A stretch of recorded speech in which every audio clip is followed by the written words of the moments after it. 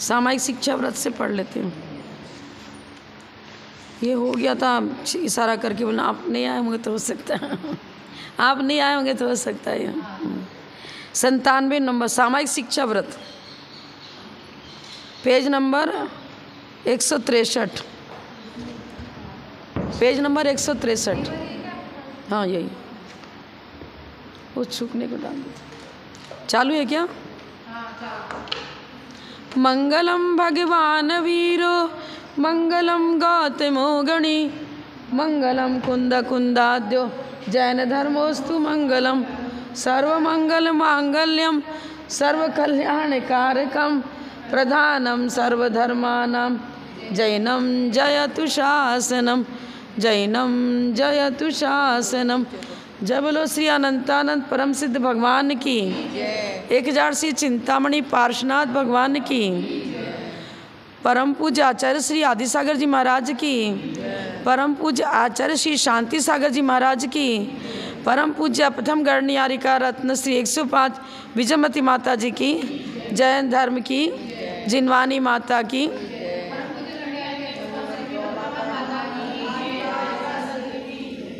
चालू है इसको। नमः श्री वर्धमानाय निर्धूत कलिलात्मने सालोकानां तिलोकानां यद विद्या दर्पणायते। और पुस्तक इनके कमरे में होगी, छोटी वाली पता नहीं कहाँ रखी पुस्तकें है? मेरे कमरे में 4 ही 5 किताब थी।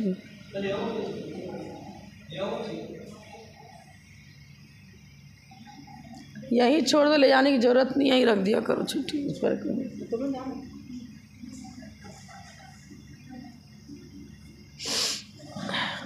सामायिक शिक्षा व्रत निकालिए। आसमय मुक्ति मुक्तम पंचाघानाम अशेष भावेन सर्वत्र च सामयिका। वो सामयिका होगा, म दीर्घ छपा इसमें, चलो ठीक है, लेकिन छंद टूटता है। सर्वत्र च सामयिका सामयिकम नाम संसन्ति आसमय मुक्ति मुक्तम पंचाघानाम अशेष भावेन च सामयिका सामयिकम नाम संसन्ति। सामायिक शिक्षा व्रत, सामायिक महाव्रत भी होता है और सामायिक शिक्षा व्रत भी होता है। सामायिक शब्द कैसे बना है? समय, समय शब्द का अर्थ होता है आत्मा, आत्म द्रव्य, जीव द्रव्य, शुद्ध जीव द्रव्य। उसमें ईकण प्रत्यय लगा दिया तो ण अनुबंध जाने के कारण आदि स्वर की वृद्धि हो गई, तो ण का अनुबंध मतलब लोप हो गया, एक प्रत्यय जुड़ गया, तो सामायिक शब्द बना। अब समय माने आत्मा होता है, निज आत्म द्रव्य की ओर हमारा झुकाव होना चाहिए। आत्मा का स्वरूप क्या है? समय सम्यक ज्ञान, सम्यक चारित्र, उत्तम क्षमादि 10 धर्म, अहिंसा परमो धर्म कहो, जीव दया, दया धर्म का मूल है। आत्मिक गुणों का चिंतन मंथन और शुभोपयोग की भूमिका है, तो वो भी व्यवहारने से सामायिक का ही स्वरूप बन जाएगा गौण रूप से। लेकिन इसको शिक्षा व्रत क्यों कहा? शिक्षा का मतलब होता है डिसिप्लिन, समझ लो एक तरह से इंग्लिश में, मतलब नियम कानून के अनुसार हमारी पूरी दैनिक चर्या होनी चाहिए। तो जब आपने अणुव्रत धारण किया तो उसमें सारी नियमावली आती है, दिग्व्रत, सभी दिशाओं में आने जाने की मर्यादा कर ली, इच्छाओं का निरोध करना ही ये व्रत है। व्रत का मतलब हमारा मन जो पंचेंद्रिय विषय भोगों की ओर निरंतर दौड़ रहा है, ये खाना, ये पीना, यहाँ घूमना, यहाँ करना, शरीर पोषण की ओर निरंतर झुकाव रहता है। हमारा मन उधर से हटकर आत्मिक गुणों के चिंतन की ओर बढ़े, इसके लिए दिग्व्रत है, मर्यादा कर ली। अब बाहर की तरफ से लगाव हट गया। देश व्रत में प्रतिदिन नियम लेते हैं आप, नियम क्या ले लिया? अमुक गांव, अमुक गली के अब इधर उधर नहीं जाएंगे, मंदिर और अपना मकान, मेरा गमनागन इतना ही होगा, ऐसा नियम ले लिया, आवश्यकता नहीं है तो ले लिया नियम। लेकिन नियम लेने के बाद यदि कोई कारण पड़ गया तो फिर जाना नहीं पड़ेगा। या तो ऐसा नियम ले लो कि कोई विशेष छूट, ऐसा नियम ले लो जब तक आवश्यकता नहीं तब तक नहीं निकलेंगे। पर वो तो एक तरह से नॉमिनी हो गया। कोई विशेष आवश्यकता हुई, इमरजेंसी, तो हम जा सकते हैं। जैसे हम लोगों ने जब ब्रह्मचर्य व्रत लिया, माता जी के संग में आ गए, तो किसी भी कारण से हमें बाहर नहीं जाना है। मात्र गुरु आज्ञा होगी, किस क्षेत्र की वंदना आदि के लिए या कहीं प्रवचन करने के लिए बुलाना है, प्रभावना के, तो वो भी गुरु आज्ञा होगी तो जाएंगे, गुरु आज्ञा नहीं तो वहाँ हमें नहीं जाना, हो गया बंधन। तो भले यात्रा के लिए जा रहे हैं, जा सकते हैं, छूट रहती है, लेकिन यदि गुरु की आज्ञा नहीं, उनको नहीं भेजना है तो नहीं जाओ, हम नहीं जा सकते फिर। तो इस तरह से कोई भी मतलब निमित्त को बना करके, लेकिन सूटेबल निमित्त होना चाहिए। ये नहीं कि साहब आज तो होटल में जाना है, हमारी सहेली ने कुछ प्रोग्राम रखा है तो हमें वहाँ जाना है, तो ये तो अनर्थ वाली बात हो गई ना, पाप बंद वाली बात है ना। मतलब अगर व्रती है, त्यागी है, तो वो धार्मिक आयोजन के लिए ही विशेष कारण से जाएगा, उसको विशेष थोड़ी मानेंगे, ये बात है ना। तो नियमावली हर दिग्व्रत हो, देश व्रत हो। अब मान लो आपने नियम ले लिया कि अभी हम सामायिक कर रहे हैं और बस अपना जो स्वाध्याय सामायिक पाठ करते हो, भक्तियाँ करते हो, कर रहे हो, अचानक कोई ऐसा हो गया कारण, दिख गया कि अरे यहाँ बिल्ली आई है और ये घटना घटने वाली है, कोई दुष्ट व्यक्ति घुस गया है, कुछ ऐसा कर गया, छूट रखो उसके लिए फिर आप। और उसमें ऐसा नियम बताती, किसकी मान लो कि दूसरी माता की तबीयत अचानक खराब हो गई, हर हमने नियम ले लिया, तो ये चीज़ नहीं है। जब तक शुभोपयोग की भूमिका पूर्वक जो हमारी सामायिक चल रही है, उसमें धार्मिक आयोजन कोई विशेष ऐसा हो गया, इमरजेंसी, इसमें जाना ही पड़ेगा। अब कोई माता जी मान लो बेहोश होकर गिर गई, या अचानक कोई बच्चा गिर गया और उसके मुख से खून निकलने लगा, तो हम अपनी माला छोड़ेंगे, अपना पाठ भी छोड़ेंगे, पहले उसको संभालेंगे। जीव रक्षण का भाव सबसे सर्वोपरि स्थान रखता है। जीव रक्षण का भाव यहाँ पर, ये नियमावली हमारी जो है ना, वो खंडित हो गई तो खंडित नहीं मानेंगे उसको, वो और उससे ऊपर का धर्म हो गया, ये नीचे का धर्म है, और उससे ऊपर का धर्म हो गया। किसी जीव की का रक्षण कर रहे हैं, उसका ट्रीटमेंट दे रहे हैं, उसको खून बह रहा तो बहने दें क्या, हमारा सामायिक है, ऐसे थोड़ी होगा। तुरंत उठ करके उसका इलाज करेंगे, उसकी व्यवस्था बनाएंगे, उसको संबोधन देंगे, उसकी सुरक्षा करेंगे, उसको हर प्रकार से सांत्वना प्रदान करेंगे। सबसे बड़ा धर्म जीव द्रव्य की रक्षा करना, गुण और गुणी की रक्षा करना। तो ये अब इसमें क्या बता रहे हैं, देखो क्या बताया। सामयिका शब्द का सबसे पहले देखो, आगम के ज्ञाता, शास्त्रज्ञ, आचार्य, इकर्ण प्रत्यय लगा दी ना, समय, सामायिक के स्वरूप को जानने वाला होगा, तभी तो वो कुछ नियमावली बताएगा कि भाई इन नियमों का पालन करो, इस तरह से तुम्हारी सामायिक होनी चाहिए। सामायिक के स्वरूप का प्ररूपण आचार्य के बिना, आगम के ज्ञाता के बिना हो सकेगा क्या? नहीं हो सकेगा। तो उनकी आज्ञानुसार हमें अपनी सामायिक करनी चाहिए, सर्वत्र मर्यादा के अंदर। मर्यादा बनाओ सामायिक करने के समय। अब हम इस कमरे के बाहर नहीं जाएंगे, जब तक मेरी सामायिक चल रही हम यहाँ से नहीं उठेंगे। और यदि आपकी कुछ ऐसी शारीरिक कंडीशन है, तो मान लो मल मूत्र के विसर्जन, अचानक शौच लग गई, अचानक कोई पेट में दर्द विशेष हो गया, अब मुझे सहन नहीं हो रहा, कुछ हो रहा, तो हम उसके लिए छूट रखेंगे। क्योंकि यदि आर्त रौद्र की भूमिका तैयार हो रही है तो वो नियमावली नहीं है, वो तो आर्द्र ध्यान की भूमिका में सामायिक का 1 नंबर भी नहीं मिलेगा आपको, 1/100 भी नहीं मिलेगा, 0/100 हो जाएगा। फिर तो कहानी आ चुकी है पहले, हाँ, बन करके उन्होंने दीपक जब तक जल रहा है तब तक मैं ही बैठूंगा, सामायिक करूंगा। अब पत्नी क्या करे, अरे दीपक बुझना जाए, अंधेरा हो जाए, फिर जब उसमें तेल डाल दिया, घी डाल दिया, अब उनको प्यास की वेदना से वही मरण हो गया, क्योंकि नियम तो भंग नहीं किया, पर आर्द्रौद्र की भूमिका हो गई थी, इसके कारण तिरंच गति हो गई, तिरंच आयु का बंद हो गया। लोग परिणाम ऊपर ऊपर उठते हुए होने चाहिए। उठते हुए माने शुभोपयोग की भूमिका में भी, मान लो पीतलेशया है तो आप पीत से पद्मलेशया का परिणाम हुआ, पद्म से शुक्लेशया रूप परिणाम हुए। हमारी विशुद्धि उत्तरोत्तर बढ़नी चाहिए, घटनी नहीं चाहिए। अब कितने लोग ऐसा नियम बताते हैं, अरे प्रतिमाधारी हो गए तो भी पंखा में नहीं बैठना चाहिए, कूलर नहीं चलाना चाहिए। दोष लगता, हम कब कहते होना चाहिए?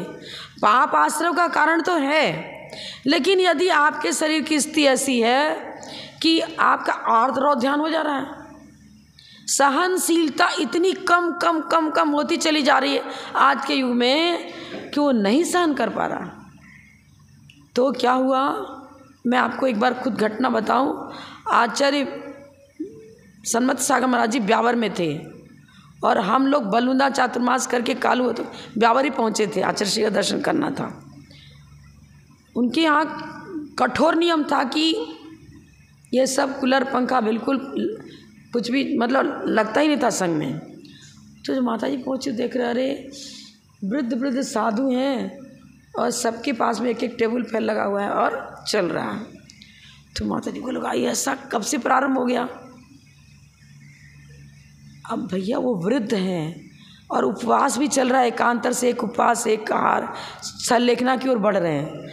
अब भयंकर गर्मी थी उस समय, मई जून का महीना, जेठ का महीना, मतलब आहार ध्यान की भूमिका हो रही है ना उनको।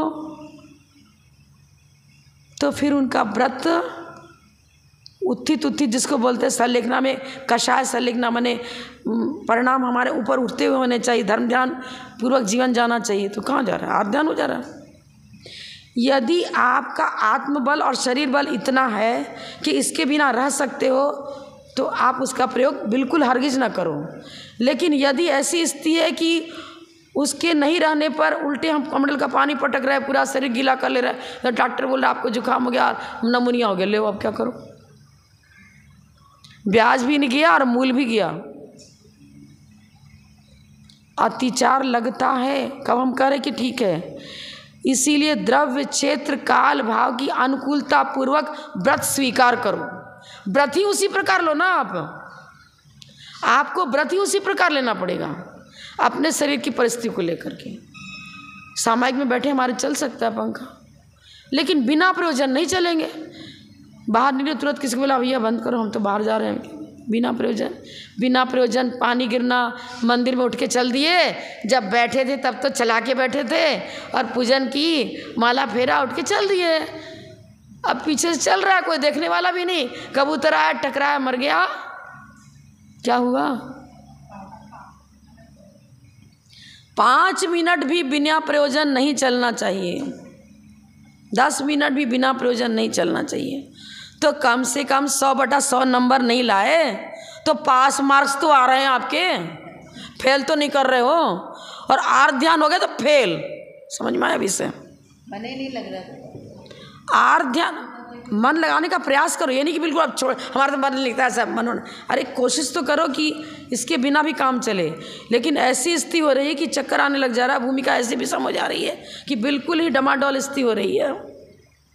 तो भैया हम फर्स्ट सेकंड थर्ड तो नहीं आए, लेकिन परीक्षार्थी तो 50 परीक्षार्थी बैठे थे परीक्षा देने में, एक फर्स्ट एक सेकंड एक थर्ड, बाकी फेल तो नहीं किए ना, बहुत कुछ फेल के लिए, पर हमारा तो पास मार्क्स तो आ रहा है ना। समझ में आया? अगली कक्षा में तो जा रहे हैं ना। एक एक गुण स्थान की असंख्यात लोक प्रमाण भेद हैं। मान लो आपने सामायिक प्रतिमा ले ली, सामायिक शिक्षा प्रतिमा, अब प्रतिमा ले ली आपने, दर्शन प्रतिमा, व्रत प्रतिमा, सामायिक प्रतिमा, तीनों टाइम सामायिक करना अनिवार्य है, ठीक है। अब चौका लगा रहा था वो व्यक्ति, उसके घर चौका लगा। अब महाराज का आहार ही हुआ तो 11 बज गए साहब। फिर और भी अपने जो अतिथि आए थे ब्रह्मचारी उनको खिलाया, सब कुछ किया। अब वो क्या करेगा, काम भी उसको निपटाना पड़ेगा, करना पड़ेगा। यहाँ तक हमारे संग में तो मतलब 7 प्रतिमाधारी जीजीबाई कट्टर अष्टमी चतुर्दशी को उपवास करना ही पूरे अपना व्रत नियमावली पूरा पालन करते थे, और हम भी उस समय थे। तो लेकिन क्या हुआ, मौन ले लिया उन्होंने। अब नमो हरिहंताणम नमो सिद्धाणम अपना आप चिंतन भी कर रहे, बोल भी रहे, और अपना जो भी काम उठा धरी जो करना, साफ करना, बर्तन भी साफ करना है, पानी भी भरना है, सब कुछ करना है, उनको खाना करा रहे हैं। मौन लेना पड़ेगा उतनी देर। भले ही आप आधे घंटे का लो, पौन घंटे का लो, 1 घंटे का लो, लेकिन जब आपका सामयिक का टाइम हो गया, अब जैसे बोलते दुकान में ही बैठा हुआ है, अब तो उसके मान लो उसका प्रतिमा है, तो वो उस टाइम में जिस समय ग्राहक आया लिमिटेड उतना ही बात करेगा, और पार नमोरियंताम चिंतन जो पाठ कर रहे धर्म ध्यान में अपना उपयोग लगा रहे, क्या करेगा वो? गृहस्थी है, प्रतिमाधारी तो है, आगे पीछे कर लेगा, कुछ भी करेगा। तो अतिचार लगते पर अनाचार तो नहीं हो रहा है ना, समझ में आया? मुख्य पॉइंट उन्होंने क्या दिया, सामायिक कहते किसे हैं? पंचाघानाम अशेष भावेना, 5 पापों से बचना। पाप मतलब अशुभोपयोग रूप प्रवृत्ति नहीं होना, पर मन चंचल है, काम भी करते रहो और इधर भूल जाते हैं पाठ वगैरह, और स्थिरता से एकाग्रता से बढ़े तो विशुद्धि ज़्यादा बढ़ेगी। तो सामायिक का मेन पॉइंट तो विशुद्धि बढ़ाओ और स्थिरतापूर्वक एक जगह बैठ कर के ही माला करो, पाठ करो। लेकिन कुछ ऐसी स्थिति है कि हम नहीं कर पा रहे हैं, तो परिणामों में गिरावट नहीं आना चाहिए। आप काम करते हो, करते रहो, कोई तकलीफ नहीं, हमारे परिणामों में गिरावट नहीं आना चाहिए। एक सुनाया था कहानी, आपको शायद सुनाई थी क्या? मुनि महाराज से नियम ले लिया, 5 पापों में तो चोरी भी आती है ना। उसने कहा महाराज हम तो कुछ नहीं कर सकते, लेकिन झूठ बोलने का त्याग, चोर था वो, झूठ बोलने का त्याग कर दिया। चोरी करने के लिए जा रहा अर्धरात्रि को, अरे कहाँ जा रहा है तू? मैं अमुक सेठ गया चोरी करने जा रहा हूँ। और चोर को ऐसे बोलेगा कि चोर मजाक में बोल रहा होगा, उसको छोड़, सब उसको छोड़ते गए। और जिसके यहाँ जाना तो वो भी करने लगा, मैं तो चोरी करने जा रहा हूँ। कहाँ चोरेगा? उस जहाँ अश्वशाला में चोरी करूँगा। क्या चुरा? घोड़ा चुरा के लाऊंगा। ये बता दिया। अरे कोई राजा का ही व्यक्ति होगा, उस राजा ने कोई भेजा, कोई काम से गया हो, कोई ऐसे बत बोलेगा क्या कोई? और घोड़ा भी लेके गया, घोड़ा लेके चला गया, बराबर सफ़ेद घोड़ा बहुत कॉस्टली था, लेके चला गया। कहाँ जा रहा है? चुरा के ले जा रहा हूँ। कहाँ ले जा रहे? लेके जा रहा हूँ। कुछ कोई समझ ही नहीं पा रहा। जब सुबह हल्ला मचा तो राजा की बात, ये बात तो पहुँच गई, व्यक्ति तो आया था, सही है, और उसने यही बोला था। हमने समझा कि भैया ऐसे थोड़ी कोई चोर बोलता है, कोई भी चोर ऐसा नहीं बोलता। तो पता लगा, नहीं तो तुम लोग को दंड मिलेगा, क्यों तुमने छूट दे दी उसको? डर गए सब। अब पता लगाते लगाते पहुँच गए, अब वो उसका पीछा करा, पता तो लग ही जाएगा किसी न किसी से।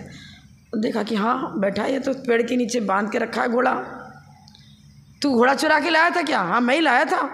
ये वो राजा के, हाँ ये राजा के यहाँ से ला के लाया हूँ मैं। तो सब झूठ तो बोलना ही नहीं उसको। किस रंग का लाया था? सफ़ेद लाया था, पर ये तो लाल है। देखो उसके सत्य व्रत का प्रभाव है। सफ़ेद ही, बस देखने वाले जो है उनको लाल दिख रहा। दैविक अतिशय, देवों ने अतिशय किया उसकी रक्षा। इसने व्रतों का पालन किया है, इसका रक्षण होना है, इसको दंड नहीं मिलना चाहिए। एक भी व्रत धारण किया तो उसका दंड नहीं मिलना चाहिए उसको। व्रत का निरतिचार पालन कर रहा है, बिल्कुल निडर होकर पालन कर रहा है। अनजान चोर शिक्षा काटता गया, मरूंगा तो मर जाऊंगा, क्या मतलब है? मैं तो मुनि महाराज के बात गलत नहीं जाते, मुझे तो आकाशगामिनी विद्या सिद्ध होएगी। यदि मैं विधि का ठीक से पालन कर रहा हूँ तो मुझे विद्या सिद्ध होगी, मैं मरूंगा नहीं। आस्था थी उसकी। सीता महारानी अग्निकुंड में कूद गई, मेरा व्रत निर्दोष है तो ये अग्नि मुझे नहीं जला सकती। चलो अब क्या हुआ? कुछ भी हो, चल राज दरबार में चलना तो पड़ेगा। क्या किया, क्या वहीं निर्णय होगा। वो घोड़ा लेके चल दिया। क्या किया था तुमने? चुराया था? मैंने चुराया था, सब कुछ बता दे। हाँ ऐसी बात हुई, सब ठीक है, पर घोड़ा तो सफ़ेद लाया था मैं। अब कैसे लाल हो गया मुझे पता नहीं, आप जानो। फिर क्या हुआ? दैविक आकाशवाणी हुई कि नहीं, इसने अपने व्रतों का निरंतर पालन किया है। यह देवपुनीत अतिशय से वास्तव में अपना घोड़ा ले लो पहले ही, लेकिन इसके व्रत के प्रभाव से सब अतिशय हुआ है। अब चोर ने सोचा इतना अतिशय एक व्रत में होता है तो मैं सारे व्रतों को ग्रहण करूँगा। और राजा ने उसको एक गिफ्ट दिया, विशेष इनाम दिया। गरीबी के कारण से वो चोरी कर रहा था, तो उसको पूरी व्यवस्था दे दी कि नहीं तू सब पापों का त्याग कर दे। ये होता है देखो। तो सब 5 पापों का अनुव्रत माने स्थूल चोरी का त्याग, स्थूल चोरी का त्याग करो, स्थूल रूप में झूठ बोलने का त्याग किया। अगर निरतिचार इसका व्रत का पालन कर रहे हैं तो यही तो सामायिक है, यही तो सामायिक है। हर समय व्रतों का रक्षण, व्रतों के रक्षण की भाव है तो आपको संबर और निजरा हर समय हो रही है। लेकिन आई मत सोचना कि हम तो बैठ के करेंगे ही नहीं, हमारे समय वही रेप क्या चल, नहीं, विधि पूर्वक भी करो। यदि विधि पूर्वक नहीं कर पा रहे, बाई चांस कोई ऐसा समय आगे नहीं कर पा रहे, तो उसके लिए ये है कि भाई चलो आप काम भी निपटा रहे हो और अंदर में अरहं सिद्ध अरहं सिद्ध नमो अरिहंतार नमो सिद्धाणम। वो ग्वाले ने क्या किया था, कौन सा ग्वाला था, नदी में कूदा, बीच में लक्कड़ चुभ गया, पेट पर मर गया और सेठ सुदर्शन बन गया। मर करके सेठ क्या ही पैदा हुई। नमोकार मंत्र के व्रत में कथानक आता है ना, उसको मुनि महाराज ने नहीं पूरी कहानी सुना, तो वही कहानी सुनाती रह जाऊँ।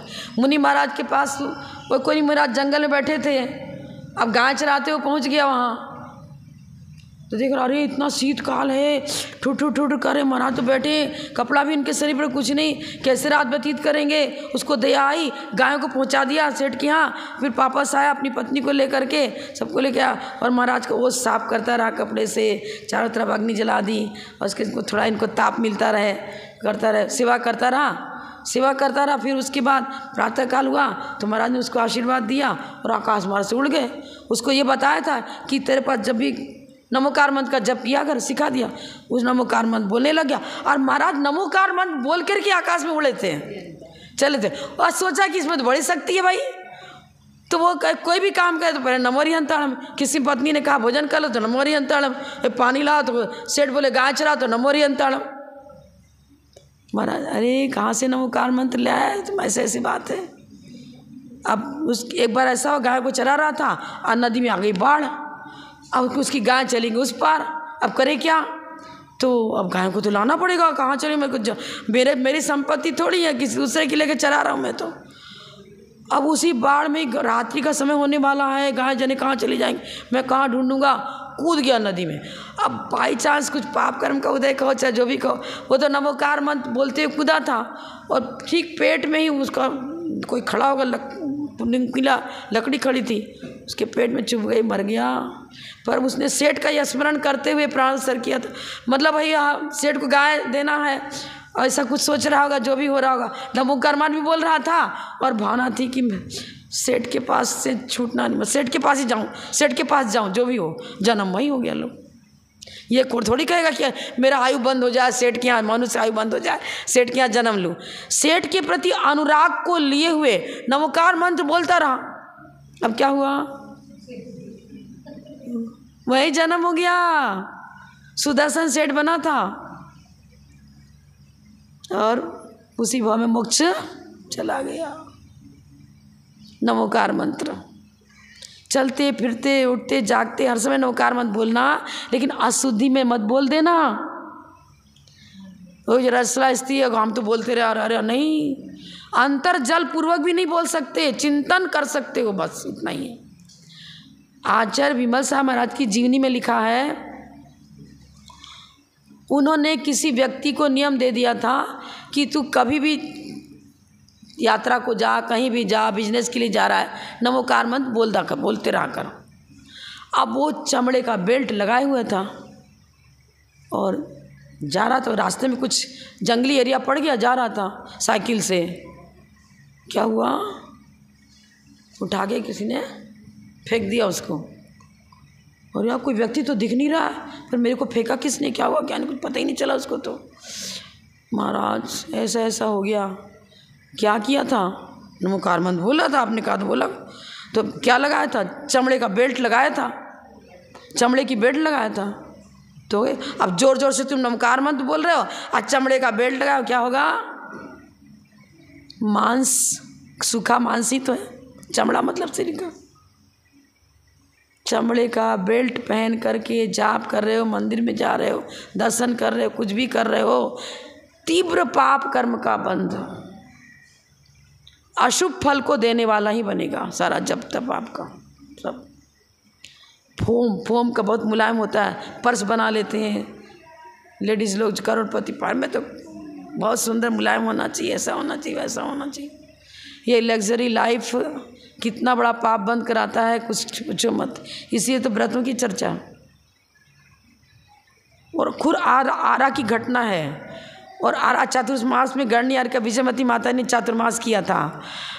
जैन ही थे, अच्छे घराने के व्यक्ति थे, उन डॉक्टरी कर ली थी। फॉरेन अमेरिका में रहते थे, वहाँ वो डॉक्टरी उनकी चलती थी, बहुत बड़ा डॉक्टर था वो। तो जन्मभूमि में आया वो, तो नवरात्रि में उनका मन में चले आए। तो वहाँ पर ज्वाला मालिनी की मूर्ति है, तो प्रसाद चढ़ाते हैं लोग, वहाँ पर बहुत भक्ति करते हैं देवी की। चमड़े का बेल्ट लगाया था, अब प्रसाद लेके जा रहा चढ़ाने को। ऐसे गेट में घुसे सीढ़ी चढ़ते ही कॉर्नर में क्षेत्रपाल की गुमटी है। वो क्षेत्रपाल ने क्या किया, उसको कुछ दिखा नहीं, इतनी जोर से फेंका कि एकदम भाग गेंद की तरह गया दूर। फ्रैक्चर तो नहीं हुआ, लेकिन चोट लगी। हाँ, वो घबरा गया। वहीं चातुर्मास चल रहा था। माता जी चंदापुर मंदिर और हरप्रसाद दास का हरप्रसाद दास धर्मशाला थी, बिल्कुल नज़दीक ही था। जैसे आप गेट से निकले और ये सूरजना घर जाओ, इससे भी नज़दीक बल्कि पहुंच गए। महाराज माता जी ऐसा हो गया, कुंसा महाराज जी भी थे, ऐसा हो गया। क्या किया था? वही साहब बेल्ट उतार, शुद्धि करके वापस जा, कुछ नहीं होगा। क्षमा मांग के आना, क्षमा मांग के आना, मुझसे गलत हो गया, ऐसा कभी नहीं करूँगा। और निश्चय बोलते हुए मतलब आज्ञा लेते हुए जाना। चलो गया, कोई तकलीफ नहीं आई।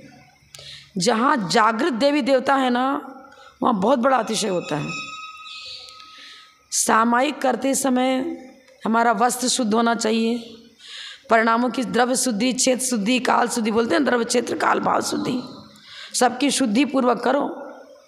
परिणाम तो विशुद्ध, भाव शुद्धि तो है, लेकिन भाव शुद्धि के साथ साथ आपकी द्रव्य शुद्धि है कि नहीं, अब खोल के बताना पड़ेगा। आप लोग लघु शंका को जाते हो, चाहे स्त्री हो चाहे मेड्स हो, पानी लेके जाना चाहिए, नहीं तो आपकी द्रव्य शुद्धि बिल्कुल नहीं है। आप घर में बैठ के जाप करते हो या कोई पाठ करते हो, नमकार मंत्र बोलते हो, निरंतर तीव्र पाप कर्म का बंध, द्रव्य शुद्धि यही नहीं आपकी। मल मूत्र का भी उसकी शुद्धि नहीं कर पा रहे हो आप। मल लैट्रिन का अच्छा, मल मूत्र हुआ, एक ही बात है। अशुद्धि तो अशुद्धि है, पानी लेकर ही जाना चाहिए। हर समय आपकी द्रव्य शुद्धि नहीं रही, मंदिर में घुस रहे, कुछ भी कर, शाम को मंदिर में आए, यहीं कहीं प्रोग्राम चले गए, फिर ऐसे ही आ गए, क्या हुआ? जिनवानी हाथ में लेके पाठ कर रहे हो, लेकिन आप लघु शंका गए थे, आपने शुद्धि नहीं करी, निरंतर पाप का बंध होगा। ये द्रव्य क्षेत्र काल भाव की शुद्धि पूर्वक किया गया धर्मानुष्ठान पुण्य आश्रम का कारण होता है। और नहीं तो एक भी मिस्टेक हो गई तो उतने मिस्टेक की क्रॉसिंग से उतने अंश में पाप का बंद होता रहेगा, उतना माइनस हो गया पाप आपका। द्रव्य शुद्धि, क्षेत्र शुद्धि, काल शुद्धि, भाव शुद्धि, आप कितने परसेंटेज शुद्धि पूर्वक आप कर रहे हो, उतना तो पुण्य और शेष पाप। जितने परसेंटेज अशुद्धि चले उतने परसेंट पाप का बंद। ये नानसेन तू आता है ना, जितने इतने अंश में राग द्वेष है, उतने अंश में पाप का बंद होता है। और जितने अंश में विशुद्धि है, उतने अंश से साथ से संबर निर्जरा भी होती है, पुण्य का बंद भी होता है।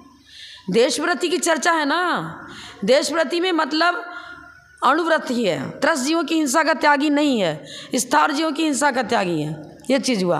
फिर आपने सामायिक शिक्षा व्रत की चर्चा चल रही है। अब सामायिक करते समय हर प्रकार से हमारा परिणाम ऐसा कि हमें पाप के बंध से रहित हमारी परिणति पाप आश्रव का कारण न बने,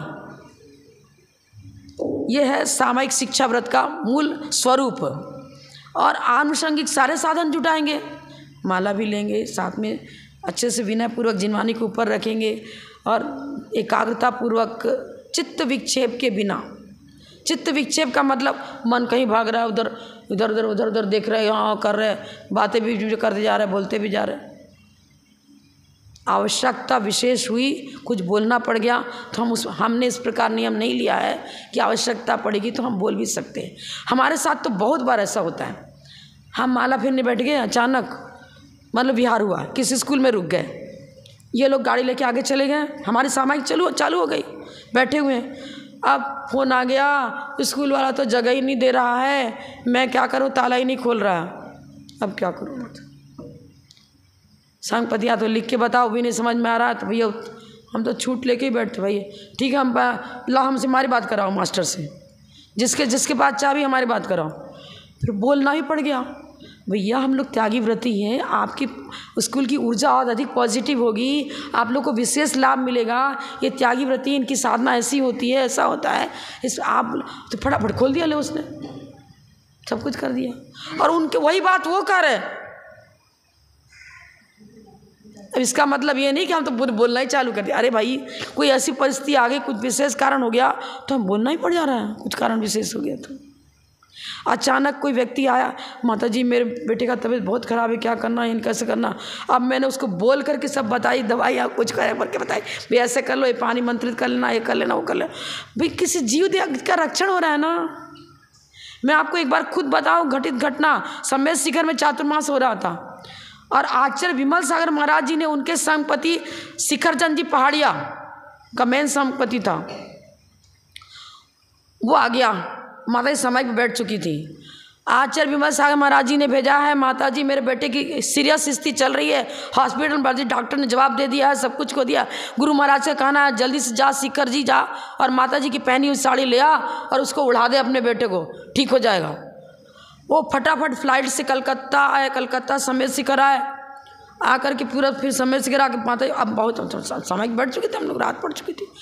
अब माता जी ने क्या किया, फिर मंजू दीदी को बुलाया, कहा कि अब मंजू बार बार बोले नहीं मेरे साड़ी दे दे। आचार्य महाराज ने मेरे दीक्षा गुरु सामाई, उन्होंने कहा देना पड़ेगा, दूसरी साड़ी कहीं भी होगी जैसे होगा, गीला करके इसी को फिर पहन कर हार करूँ जैसे भी होगा, और दूसरी साड़ी की व्यवस्था संग में रहती है, ऐसी कोई बात नहीं रहती। तो दे दिया, गए फ्लाइट से वापस गए। अब टाइम तो लगेगा ही, लेकिन गुरु महाराज की आज्ञा थी तो इसका मतलब भाई जीवन है तब तो इतना बोला कि भाई जाओ, जाने आने में समय तो लगेगा ही। उसको उड़ा दिया। उसके बाद जो जो विधि बताई थी सब जाप वाप किया। डॉक्टर बोलता है बिल्कुल स्वस्थ है, ले जाओ मरीज को, कोई तकलीफ नहीं। व्रतों का ये प्रभाव होता है। अणुव्रती भी आखिर दीवान जी जिनको बताते हो कि जलेबी खिला दिया, वो अणुव्रती तो थे। शेर को जलेबी खिला दी थी ना। आप तो नाटक भी देख चुके हैं आप तो। व्रतों का प्रभाव बहुत ज़्यादा होता है। सामयिकम नाम संसंति, क्या बता रहे हैं, आगम के ज्ञाता शास्त्रज्ञ आचार्य पूर्ण रूप से मर्यादा के अंदर और बाहर भी किसी नियत समय की समाप्ति पर्यंत, कोई नियत समय ले लिया, इतने समय तक हम यहीं रहेंगे, और आने जाने के सब नियम ले लिया, कुछ भी नहीं बोलेंगे, मौन भी ले लिया, सब कुछ कर लिया, और विधि पूर्वक सामयिक कर रहे हैं। उस समय पांचों पापों का त्याग तो हो ही गया। मुख्य है पांचों पापों का त्याग। आप माला भी घुमा रहे हो, नियम भी ले लिया, गमनागमन भी नहीं कर रहे हो, बाह्य विधि सब पाल रहे हो, लेकिन अंतरंग विधि, वह बाह्य विधि सेठ जी ने सब पाली थी। मेढक क्यों बन गए? बाह्य विधि तो पाली, तो व्रत के प्रभाव से स्वर्ग में जाना चाहिए। अरे पत्नी के प्रति आवेश हो रहा है, क्यों बार बार घी डाल दे रही, बार बार क्यों घी डाल, हमारा तो प्यास लग रही है, घी डाल दे जा रही है, दीपक बुझ ही नहीं रहा, और मेरा नियम है कि दीपक बुझ जाएगा, जब तक जल रहा तब तक हम उठेंगे नहीं। तो क्या हो गया? बाह्य विधि सहकारी कारण है और मुख्य है अपने परिणामों की विशुद्धि बढ़ाना। अगर सहकारी न बन करके बाधक बन रहा है तो सहकारी रहा ही नहीं। लेकिन आचार्य ग्रंथ में उत्कृष्ट विधि लिखेंगे, सहकारी कारणों का भी अच्छी तरह पालन करो, बाह्य विधि का भी अच्छी तरह पालन करो, और अंतरंग के परिणामों की विशुद्धि भी बढ़ाओ।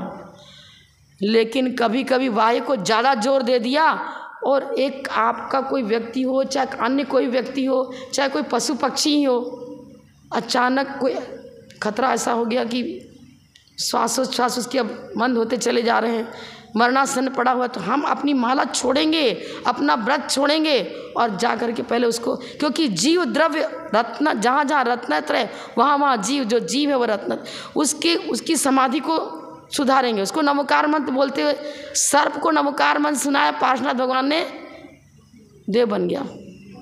कुत्ते को नमोकार मंत्र सुनाया, वो भी देवपर्या में चला गया। तो परिस्थिति यदि ऐसी आ जाती है सामायिक के समय, तो उतना छूट लेना रखना चाहिए। कोई विशेष परिस्थिति आ गई तो ये सब चीज़ में थोड़ी लिखेंगे, लेकिन जो अनुभव आचार्यों का विशेष होता है तो उसके अनुसार चर्चा चल रही है। आप इसको आगम की चर्चा हार्ड एंड फास्ट मत मान लेना। हार्ड एंड फास्ट तो यही है कि वाह्य नियमों का भी अच्छी तरह पालन करो और अंतरंग की विशुद्धि बढ़ाओ। लेकिन परिस्थितियां जीव के साथ अनेक घटित होती हैं। उन परिस्थितियों की छूट लेते हुए यदि हम व्रत पालन करेंगे तो परिणामों में गिरावट नहीं आनी चाहिए। अब बन पर हड़का रही है, उसको कोई संभाल ही नहीं रहा, देखो ना, अब मैंने तो नियम ले लिया, हम तो उठ ही नहीं सकते। अरे तो फिर आप आवाज़ देके भी किसको बुला सकते हो, बोल सकते हो, कर सकते हो। विशेष परिस्थिति यदि धार्मिक पॉइंट को लेकर, अन्य किसी पॉइंट को लेकर नहीं, धार्मिक पॉइंट को लेकर, मंदिर में चोर घुस गया और हम वहीं मंदिर में बैठ के समाई कर रहे थे और मूर्ति को उठाने लग गया, हम क्या करेंगे? फिर कुछ ना कुछ उपाय ऐसा लगाएंगे जिससे कि ये परिस्थिति टल जाए। समझ में आया? वो तो उधर गया, हम चुपके से उठ के गए, फटफट किसी ना किसी को बुलाया, हल्ला उठाया, सामायिक छोड़ी हमने तो। क्योंकि जिन बिंब की रक्षा, जिन देव की रक्षा सबसे पहले जरूरी है। तो गुड बेटर बेस्ट समझ लो, यही कि बेस्ट तो यही कि छोड़ो ही मत आप तो किसी भी हालत में। लेकिन आप बेस्ट उसको तभी कहेंगे उसके साथ कोई कारण ऐसा बना भी नहीं और बराबर सही सामायिक हो गई। अब बीच में कोई बाधक सामग्री आ गई तो फिर बेस्ट से तो बेटर में आएंगे, गुड में आ सकते। लेकिन अन्य किसी कारणों से, अरे मेरा बेटा भूखा आया है, अब क्या करें, मुझे तो रात्रि भोजन देना ही पड़ेगा। रात्रि भुक्ति त्याग प्रतिमा है ना आपको, फिर कैसे दे दोगे? नहीं दे सकते। आपने अनुव्रत मात्र लिया, रात्रि भुक्ति त्याग प्रतिमा है तो हरगिज नहीं दे सकता वो, ना खाएगा ना खिलाएगा। 9 कोटि से रात्रि भुक्ति त्याग प्रतिमा में तो पालन करना ही पड़ेगा। अगर आपको ऐसी परिस्थिति है तो मान लो संघ की ब्रह्मचारियाँ हैं, अब कोई वर्कर्स है कुछ, तो क्या करती है, टिफ़िन बना के शाम को ही रख दिया, अपने हाथ दे, भाई तुम्हारा टिफ़िन तैयार है, तुम्हारी मर्जी, तुम चाहे जब खाओ, ठीक है।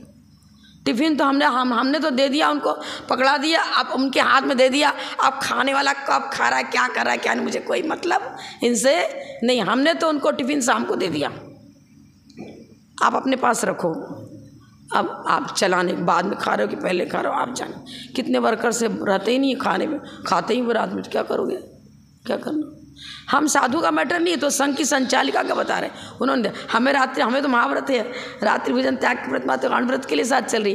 टाइम हो गया, चूँकि आगे बाहर भी जाना है, चौकी में तो दूर जाना भी है ना, इसलिए 9:30 तक ही बोलूँगी, 10 बजे तक बोल नहीं सकती। आप लोग ठीक 8:30 में आ जाओ तो विशेष लाभ मिले, तो नहीं मिल सकता। जय बोलो परम पूज्य प्रथम गणनिहारिका रत्न सिंह सुपाली जमती माता जी की जय। जय धर्म।